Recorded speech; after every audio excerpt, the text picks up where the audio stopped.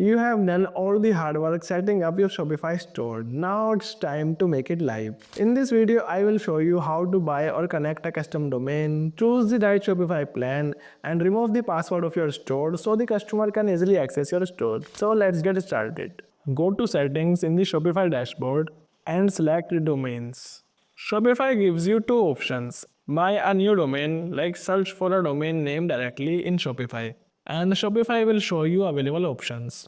Once you find one, click buy domain, then enter your details and complete the payment. To make your store live, you need to pick a Shopify plan. Go to settings, then click plan and select choose plan. Shopify offers three options: basic plan ideal for beginners, Shopify plan great for growing business, and the advanced plan perfect for larger stores with advanced needs. For most new stores, the basic plan is all you need. Enter your payment details, click subscribe, and you are good to go.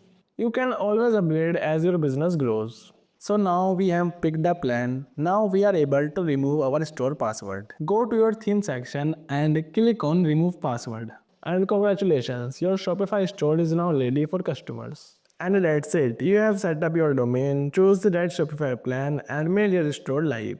Now you are ready to welcome customers and start making sales. I hope you found this Shopify tutorial valuable. Then make sure to hit that like button and subscribe to the channel for more videos like this. And don't forget to check the description for useful links.